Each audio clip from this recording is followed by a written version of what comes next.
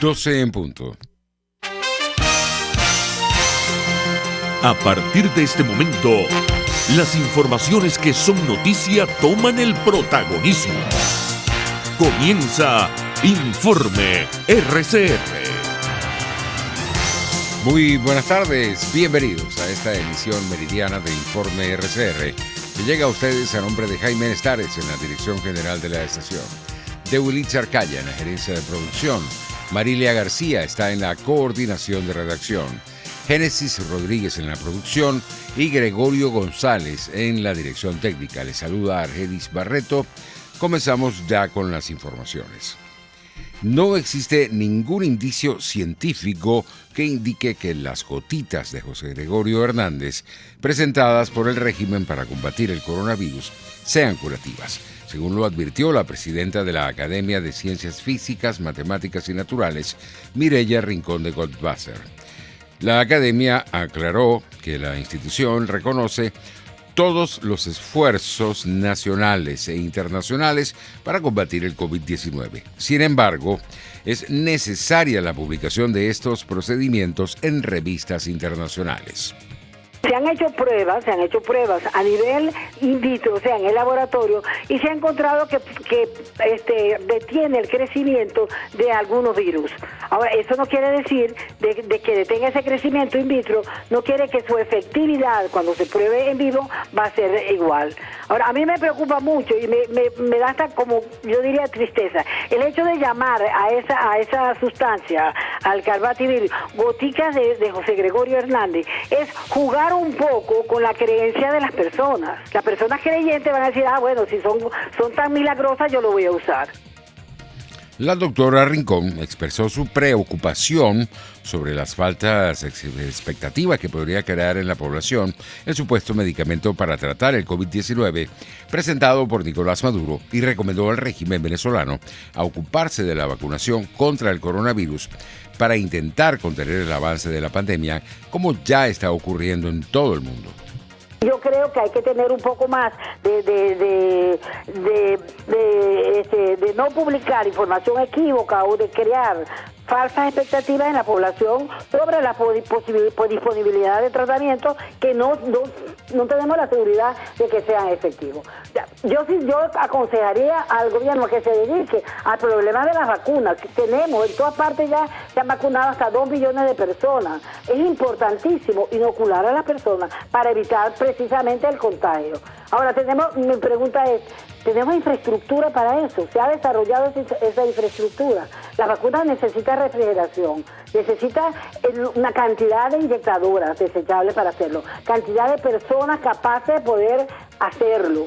¿Dónde se va a hacer? A mí eso me preocupa. En vez de sacar algo que no tenemos una seguridad de que sea eficiente, dedicarnos, aunque sea si el Sputnik 5, la rusa, bueno, que sea esa. Por su parte, el médico internista y profesor universitario Gustavo Villasmil calificó como una verdadera audacia el anuncio que realizó Nicolás Maduro sobre unas supuestas gotitas milagrosas contra el coronavirus y aseguró que la vacunación es el tema central para combatir la pandemia de COVID-19. Me parece verdaderamente una audacia y casi como objeto de curiosidad pseudocientífica, de no ser por el macabro contexto en el que estas cosas se está diciendo, y que no es otro que el de una epidemia fuera de control en todas partes del mundo, que los estados responsables están tratando de controlar por la vía de una estrategia por primera vez aplicada en la sanidad pública en el mundo, que es la de salir a contener una epidemia por la vía de la vacunación universal. De modo que, como decía la doctora anteriormente, aquí el debate tendría que centrarse en torno al acceso a la vacuna, pero eso ocurre mucho en Venezuela. Vivimos en un eterno happening, ¿no?, para usar el anglicismo. Ahora es hablar de las goticas y dejamos de hablar de la vacuna, que es el tema central en la agenda sanitaria en todos los países del mundo. sobre la falta de acuerdos entre Nicolás Maduro y la Asamblea Nacional para acceder a las vacunas contra el coronavirus en el mercado internacional, el doctor Villasmil recordó haber expresado sus observaciones cuando era miembro del Comité de Expertos del Parlamento en torno al convenio suscrito con la Organización Panamericana de la Salud por la falta de voluntad política del régimen para hacer frente a la pandemia. En opinión del galeno, antes que inmunizar al venezolano, lo importante para Maduro es favorecer sus intereses con el gobierno de Vladimir Putin.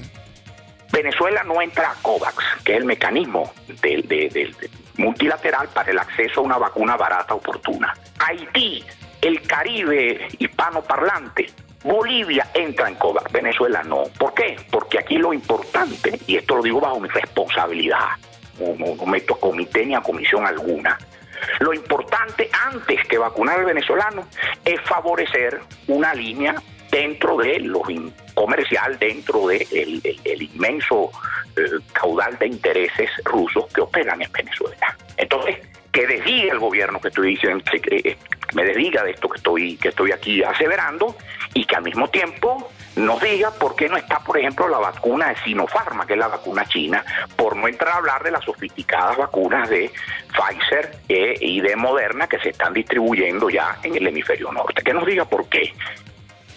Por su parte, el ex gobernador de Miranda y ex candidato presidencial Enrique Capriles Radonsky destacó la necesidad de negociar con el régimen de Nicolás Maduro para establecer una estrategia común contra la pandemia de COVID-19 y acordar condiciones para la celebración de elecciones presidenciales en el país. La estrategia que teníamos terminó. Creo que hay que barajear. La política es así. Lamentablemente no ha sido por resultados positivos para nuestro país ni para nuestra gente. Pero la política se mueve. Y el que no tenga la capacidad, por eso digo, el peor escenario para nosotros es el status quo actual. Eso es prácticamente un escenario de desaparecer. Que tampoco va a ser un escenario bueno para Maduro. Sí, Maduro seguirá en Miraflores, en un país completamente un cementerio.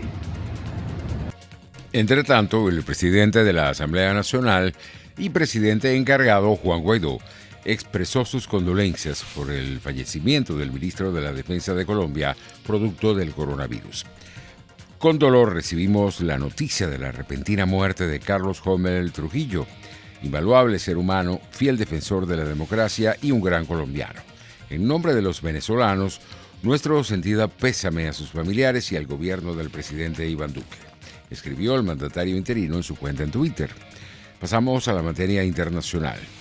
El presidente de Colombia, Iván Duque, lamentó la muerte del titular de la cartera de defensa, Carlos Holmes Trujillo, producto del agravamiento de sus condiciones de salud por el COVID-19, y destacó que su vida fue reflejo del servicio público.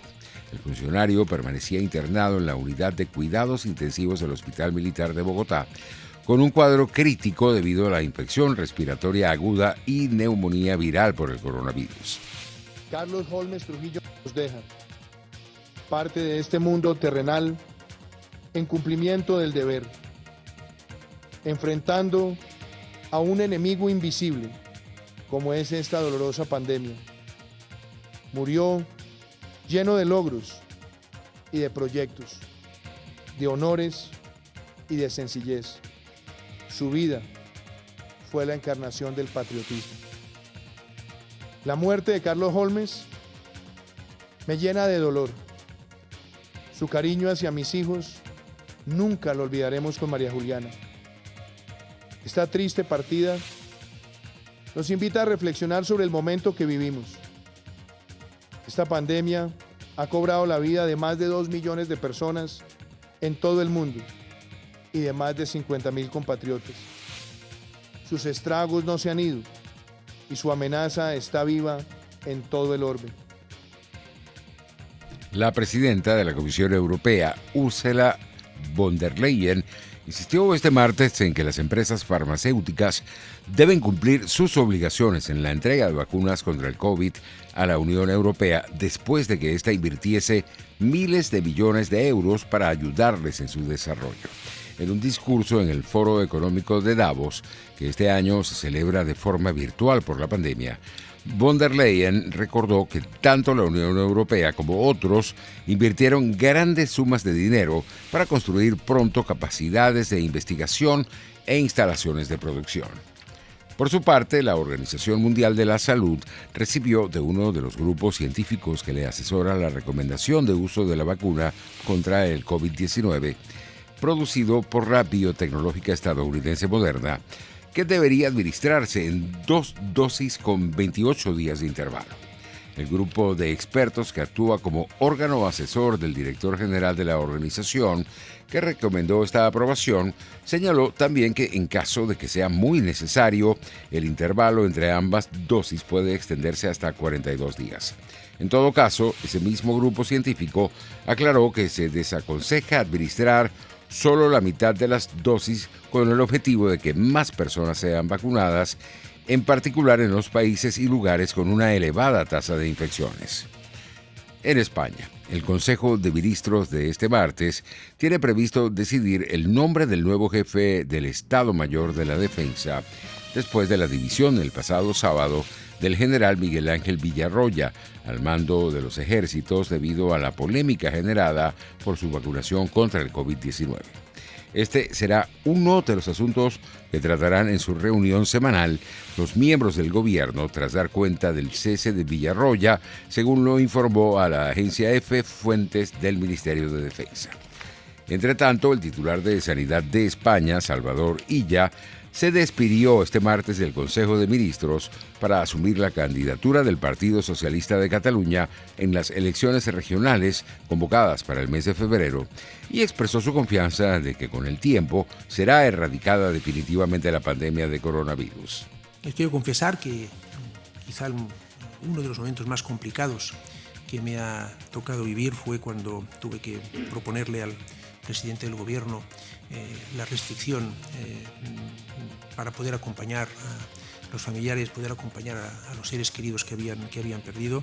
Me llevo conmigo a todas las familias que han padecido o que siguen padeciendo la enfermedad y también me llevo conmigo a todos los que han perdido a un ser querido. En la nueva etapa que inicio, seguiré enfocado en dar lo mejor de mí mismo junto a todos y a todas para derrotar definitivamente a este virus. Estoy convencido, no tengo ninguna duda, de que vamos a lograr erradicarlo definitivamente a este virus. Por su parte, la presidenta de la Comunidad de Madrid, Isabel Díaz Ayuso, fustigó una vez más al gobierno de Pedro Sánchez por no extremar las medidas de seguridad en el aeropuerto de Barajas, principal fuente de contagio en la capital española. ¿Y cuántos casos de la cepa británica se podrían haber evitado si se hubieran extremado los protocolos en Barajas, foco, como siempre, del origen del contagio en Madrid, como ha ocurrido en las 3 olas? ¿Cuántas veces lo pedimos? ¿Cuántas veces lo dijimos? Que había que controlar Barajas desde el mes de mayo y la cepa británica nos ha cambiado el paso. Por su parte, el gobierno portugués sopesa pedir ayuda internacional y enviar pacientes COVID a hospitales de otros países ante la saturación que sufren sus propios centros, al límite del colapso, después de semanas asistiendo a un crecimiento constante de hospitalizados. La revelación fue realizada por la ministra de Salud lusa, Marta Temido, en una entrevista en la cadena pública RTP la noche de este lunes, en la que afirmó que el gobierno portugués está accionando todos los mecanismos de los que dispone, principalmente en el cuadro internacional, para garantizar que dé la mejor asistencia.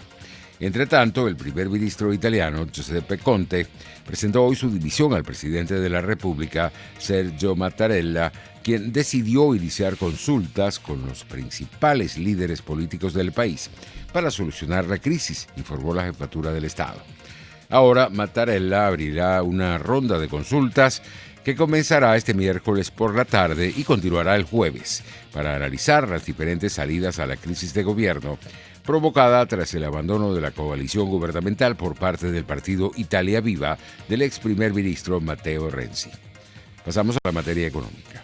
El presidente de Ecuador, Lenín Moreno, anunció este lunes que entregará varios bonos a las personas más perjudicadas por los efectos económicos de la pandemia de COVID-19, sobre todo a sectores pobres y a quienes perdieron sus empleos. El WTI, de referencia en Estados Unidos, se ubicaba en $53.08 el barril, mientras el Brent, de referencia en Europa, se cotizaba en $56.19. En materia deportiva, la Comisión Ejecutiva del Comité Olímpico Internacional, presidida por Thomas Bach, se reúne de forma telemática este miércoles, coincidiendo con un temor creciente sobre la forma en la que podrían desarrollarse los Juegos Olímpicos de Tokio ante las sucesivas olas de la pandemia de COVID-19 y las dificultades para reanudar la competición. Si bien el orden del día de esta reunión es prácticamente idéntico al de anteriores encuentros, en esta ocasión, más que nunca, el punto estrella será el informe sobre Tokio 2021. Así llegamos al final de esta emisión meridiana. Que tengan un buen provecho.